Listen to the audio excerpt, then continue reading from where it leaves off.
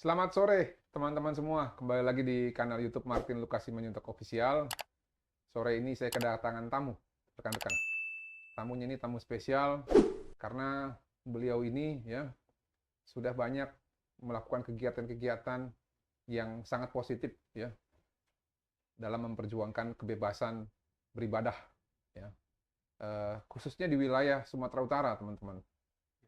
Yang tinggal di daerah Medan atau daerah Deli Serdang ya pasti tidak akan asing lagi sama rekan dan juga sebenarnya saudara saya juga karena satu marga di Simanjuntak ini. Oke, tanpa berlama-lama kita perkenalkan dulu saudara saya nih. Uh, Apara Dedi Maulid Simanjuntak. Apa Iya, kabar? kabar baik, Apara. Ini bajunya warna ungu putih. Iya, Ya, karena kebetulan tadi baru pulang rapat organisasi kita. ya, saya sering lihat ini kan kalau nggak salah namanya MUKI ya, MUKI, ya, Majelis Umat Umat Kristen Kristen Indonesia. Indonesia.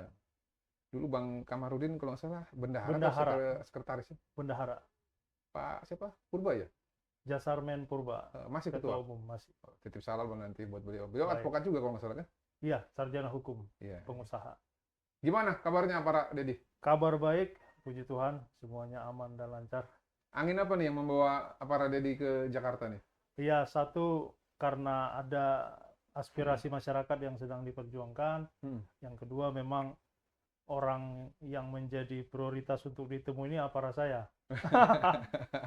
Sehingga Ya, mau jam berapapun kita jabanin, kita ya, datang kemari gitu.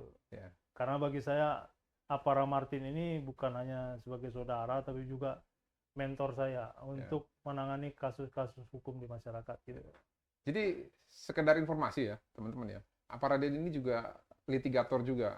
Iya, Pengacara yang belum ofisial, tapi ya semangat dan spiritnya dan juga perjuangannya itu gak usah diragukan lagi lah.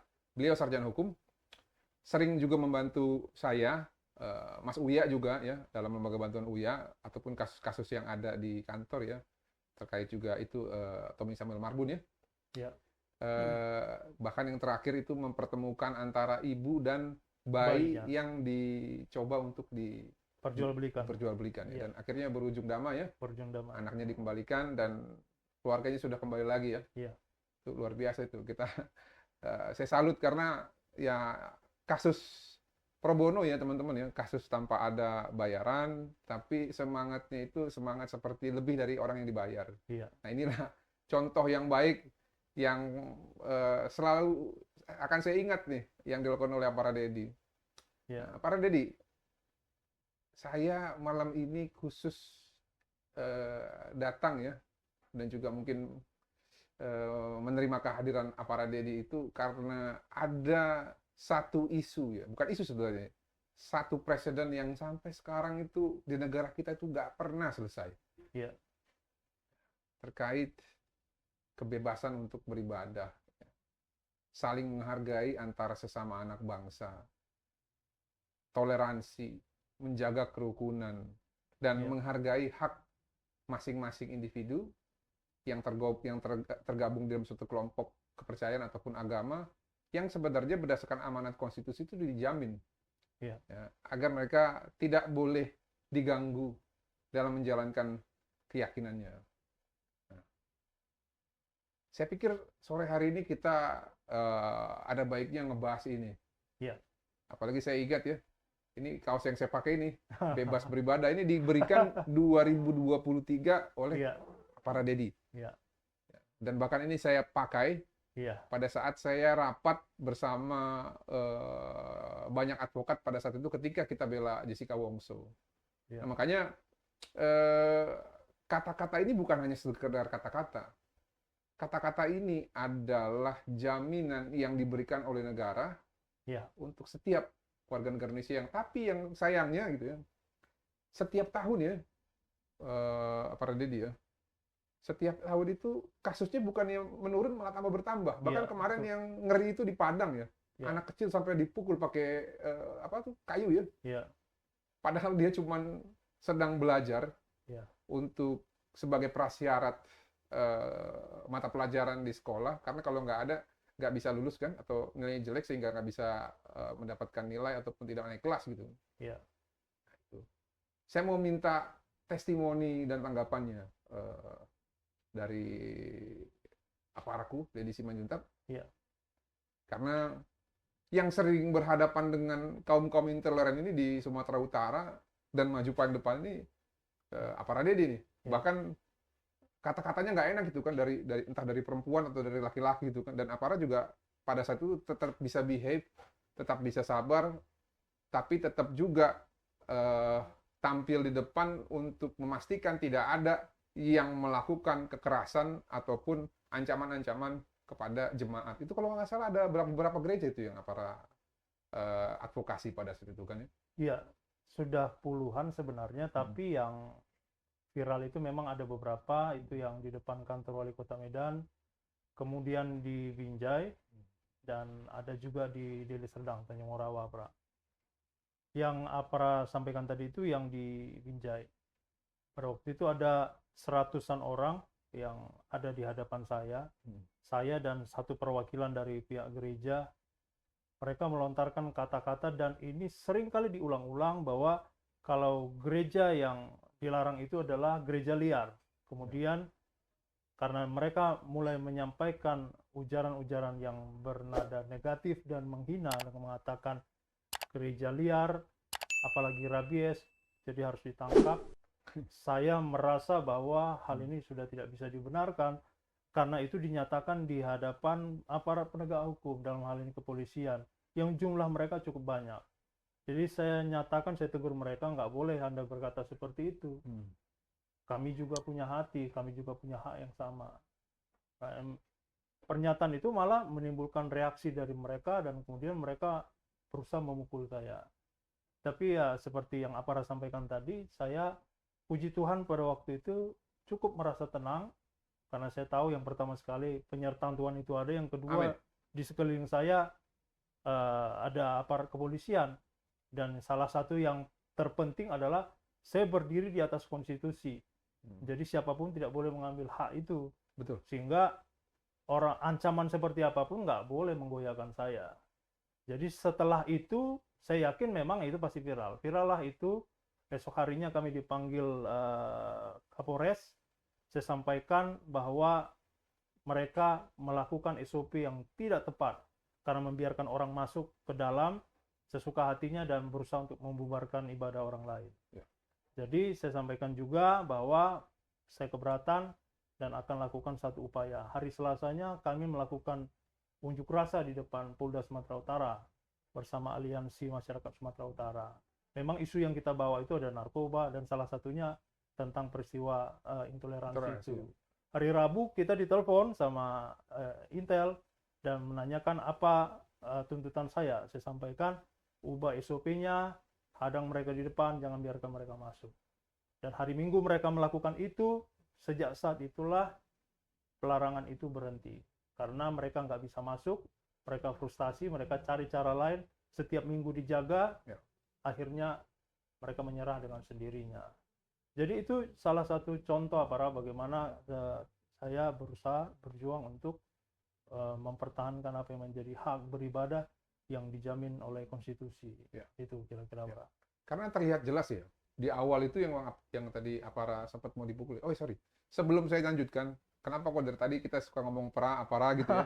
Jadi itu kata-kata yang digunakan untuk sesama marga ya, laki-laki kepada sesamanya ketika berbicara gitu ya. Jadi itu kira-kira teman-teman. Nah, sebelumnya kan mereka bebas masuk kan, bahkan marah-marah di dalam gedung ataupun di dalam bangunan yang sedang dipergunakan untuk tempat beribadah. Nah, setelah itu kan polisi bikin pagar betis kan, dan ya memang itu tidak meredakan mereka, bahkan mereka sempat sepertinya seakan-akan lebih reaktif ya. Tapi saya lihat sih beberapa minggu kemudian kayaknya mereka jadi lebih pesimis ya untuk melanjutkan tindakan itu. Nah itu bagus itu karena ya kadang-kadang saya lihat, maaf ya, aparat penegak hukum kita ini dalam menegakkan hukumnya terlalu banyak kompromi. Betul. Dan kadang-kadang kompromi itu terselubung dengan kebencian juga yang mungkin ya sebenarnya dia sependapat nih sama suara-suara yang ada di wilayah situ. Dan kebetulan dia kesel juga, ngapain sih ada ibadah orang Kristen di sini, atau ngapain sih ada ibadah orang yang bukan mayoritas di sini, akhirnya kan gue jadi repot nih ngamanin. Nah, seperti contoh itu yang terjadi di Cidahu. Cidahu, ya betul. Si siapa itu namanya? Aduh, saya lupa. Kapolseknya itu. Kapolseknya kan? Heeh. Saya lupa namanya, Endang ya kalau nggak salah. Iya. Endang ya. Itu kan dia mengeluarkan kata-kata yang menurut saya sangat menyakitkan ya. Iya. Dan itu merupakan suatu bentuk tindakan pengkhianatan terhadap konstitusi. Iya. Bahkan dia bilang begini, ya karena mereka beribadah ya di tanah yang bukan orang Islam gitu ya, atau bukan dari kelompok mayoritas, ya mereka nggak berhak gitu. Itu kan salah. Iya. Dari mana dia belajar begitu? Iya. Dan itu jelas-jelas pelanggaran, selain pelanggaran konstitusi, merupakan pelanggaran kode etik profesi kepolisian terhadap penghargaan terhadap hak asasi manusia gitu. Iya. Nah itu apa? Jadi kalau sekarang Apara ini selain advokasi, apalagi concern sama perjuangan yang terkait kebebasan beribadah ini? Nah, makanya yang saya lakukan selain terjun ke lapangan, melakukan advokasi, saat ini sekarang saya mencoba untuk merangkumkan berdasarkan pengalaman, kemudian ada aspek hukum yang kita tuliskan, kemudian ada aspek historisnya, bagaimana kita mematahkan argumentasi dari mereka yang menyatakan bahwa orang Kristen itu tidak punya hak di Republik ini untuk beribadah. Dan itu saya tuangkan dalam satu buku ini, Indonesia yang Setara gitu. Dan ini adalah proses advokasi. Setelah advokasi kita masuk ke dalam tahap edukasi. Jadi kita menjumpai banyak orang, kemudian memberikan pemahaman bahwa kita punya hak yang sama di Republik ini. Artinya terbangun sebuah awareness bahwa kalau kita punya hak yang sama, tidak boleh ada seorang pun, siapapun, atas nama apapun, yang boleh memberangus hak kita itu. Sehingga saya juga perhatikan contohnya begini. Peristiwa pelarangan ibadah di Sujuya Mararam Plaza yang pernah viral waktu itu, akhirnya si pendeta ibadah bersama dengan jemaatnya di depan kantor wali kota Medan.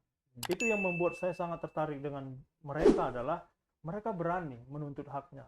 Banyak juga dari antara para pendeta dan juga jemaat yang ketika mereka mulai diintervensi, bahkan diintimidasi, mereka mengikuti kemauan itu, dan walaupun publik tidak tahu, tapi akhirnya mereka mundur dengan sendirinya.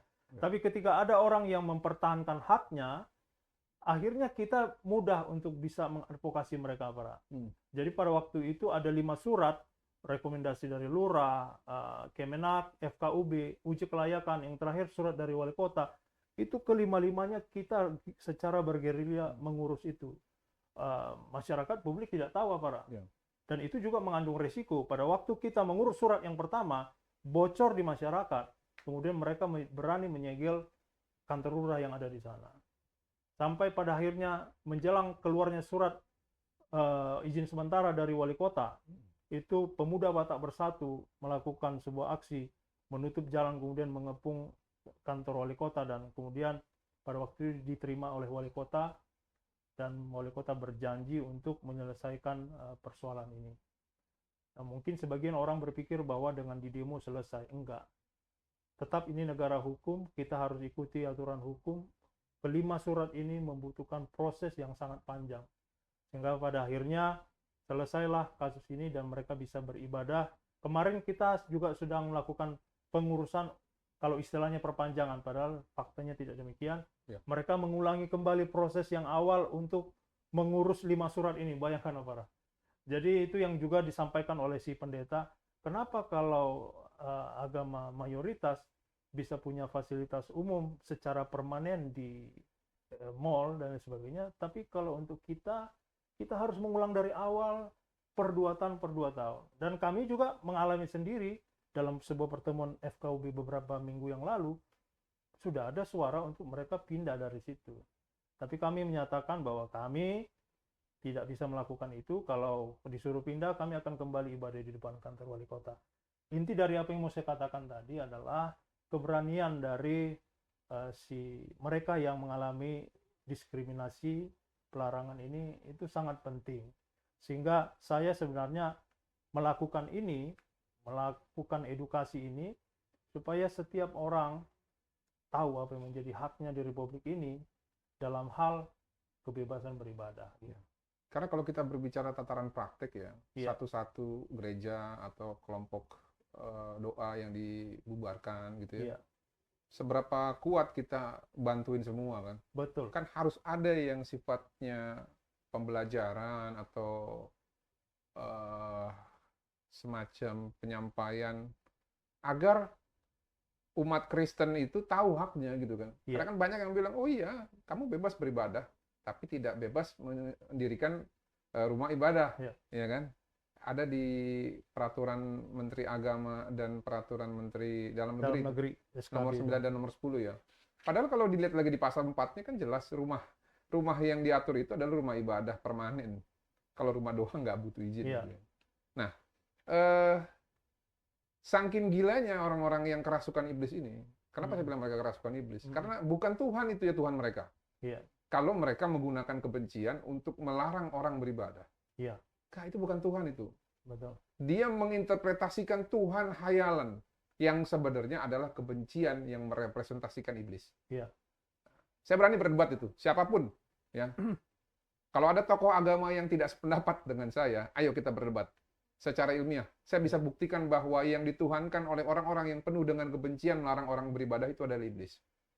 Tentukan tanggalnya, waktunya kapan kita berdebat berdasarkan literasi-literasi, baik itu literasi agama maupun literasi sekuler. Nah, intinya apa, Ra? Memang harus ada yang mengadvokasi iya, secara negara gitu ya, dengan tulisan, iya, dengan mungkin diskusi-diskusi umum, lalu menyampaikan pesan ini langsung kepada pemerintah. Karena maaf ya Pak Raya, iya, walaupun saya ini merupakan advokat yang di dalam prosesnya ikut mendukung pemerintahan yang saat ini, Bapak Prabowo dan Bapak Gibran, tapi saya lihat khususnya Pak Prabowo ya, sepertinya kalau ada sesuatu hal yang terjadi terhadap pelanggaran kebebasan beribadah ya, khususnya terhadap orang-orang Kristen gitu ya, beliau ini seperti tidak mendapatkan informasi atau memang belum mau bersuara. iya, iya, Ya. Kalau Mas Gibran bersuara, tapi ya eh, biasa aja lah suaranya dan memang hadir waktu pas Padang itu ya. Saya nggak ngerti apakah ini hitung-hitungan kalkulator politik gitu ya, mm, atau seperti apa. Padahal kan sebenarnya begini, saya yakin silent majority itu tidak suka, iya, ya, terlepas apapun agamanya. Apabila ada orang yang menghalang-halangi atau kelompok masyarakat yang mempersulit ataupun mengintimidasi orang yang sedang beribadah. Nah, iya, terus kenapa kok pemerintahan kita kayaknya sangat berhati-hati sekali memposisikan sikapnya berdasarkan kebijakan yang diberikan mandat oleh masyarakat gitu ya, termasuk kita, untuk memberikan suatu pernyataan yang tegas dan tindakan yang tegas agar kejadian ini tidak jadi kejadian yang terus berulang. iya, Bahkan kemarin ya, kawan kita juga di sini, Pak Natalius Piga ya, iya, saya sempat tegur juga kemarin tuh stafnya kan, iya, tegur, saya juga bicara juga, saya akhirnya dia mengerti ya, saya kasih tahu mengenai pemahaman restoratif justice dan dampak yang ditimbulkan kalau misalkan para pelaku ini dijamin, berarti kan negara seperti memberikan izin gitu kan, ke depan ya nggak usah takut, iya, orang negara menjamin kok gitu. Ya, akhirnya dicabut itu kan, dan menterinya Natalius Piga mengatakan itu bukan instruksi dia. Tapi maksud saya paradigma dan sikap yang seperti itu jangan-jangan ya merepresentasikan pemerintahan yang saat ini, sehingga mereka ya menganggap ini hal yang biasa. iya, Malah mungkin untuk mereka lebih penting hal-hal yang di luar ataupun di seberang laut sana gitu loh. iya, Walaupun kalau kita berbicara konteks hak asasi manusia, hak asasi manusianya bangsa Palestina, hak asasi manusianya warga dalam negeri Kristen itu sama. iya, Jadi nggak boleh pikasi. iya, Saya pun juga, walaupun Alkitab saya menginstruksikan saya agar mendoakan bangsa Israel, belum tentu juga saya sependapat dengan perbuatan Israel di Gaza. iya, Apalagi terkait penguasaan tanah. Ya. Oke, mereka punya klaim histori, mereka punya klaim berdasarkan Alkitab. Tapi kan hak orang atas kebendaan yang sudah ditinggalkan itu juga harus dihargai. Betul. Nah, maksud saya, pemerintah kira-kira melihat itu atau tidak? Karena begini, kita jangan harapkan dulu deh saudara-saudara kita yang lain ya, yang teriak-teriak dukung Palestina tapi abai terhadap pelanggaran ibadah di dalam negeri. Kalau ternyata pemerintahnya pun juga cuek gitu lah para. Iya. Makanya saya bilang ya ini bagaimana nih kalau tanggapan aparat dan mesti ngapain sih kita supaya pemerintah itu bisa minimal tahulah akar permasalahan apa. Kalau contoh tadi SKB nomor 9 dan 10 tadi, ya buatlah regulasi yang lebih tinggi dari itu kan. Iya.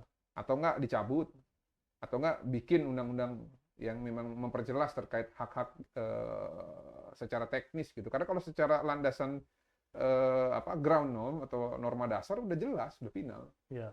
Gimana, Pak?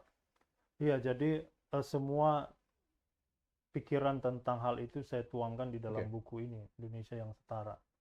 Di pendahuluan sudah terlebih dahulu saya sampaikan bahwa pemerintah punya tanggung jawab yang paling besar sebenarnya dalam hal bagaimana menentukan sikap yang lebih berkeadilan dan kemudian juga membuat aturan yang lebih baik dari yang ada pada saat ini. Dan seringkali kan memang pemerintah abai terhadap situasi yang terjadi sekarang. Padahal risikonya cukup besar dan sangat besar. Disintegrasi bangsa akan terjadi. Beberapa daerah saat ini sudah menyatakan diri kalau ini terus berlangsung mereka siap melakukan referendum. Ini seperti api dalam sekam gitu. Yang kalau tidak ditangani dengan segera, maka ini akan membuat kita menjadi terpecah belah. Seperti Nusa Tenggara Timur, kemudian Minahasa, Papua sudah melakukan aksi-aksi balasan terhadap pelarangan ibadah yang ada di Indonesia bagian barat. Nah, kami melihat sebenarnya pemerintah harus peka dengan situasi ini. Kalau ini dibiarkan secara terus-menerus, yang terjadi adalah sesuatu hal yang akan membuat kita nanti akan tidak bisa menyesalinya lagi. Nah, makanya kami juga mengajak semua komponen bangsa, salah satunya, selain salah satu influencer kita datang, kita juga mohon supaya mereka terus bersuara. Di buku ini juga saya sampaikan kontribusi advokat cinta NKRI, salah satu juga nama Apara ada di sini. Yeah. Nah, makanya ini sekarang saya balik nih, saya mau dengar dari Apara sendiri bagaimana peran advokat untuk mengatasi persoalan ini supaya semua elemen bangsa ini, jadi bukan hanya kita ormas Kristen, tapi semua bagian masyarakat seperti yang tadi dikatakan silent majority, mereka ini bergerak bersama-sama sampai pada satu kesimpulan pemerintah harus ambil sikap atas situasi yang terjadi. Jadi saya mau dengar dari Apara juga. Yang pertama, kalau berdasarkan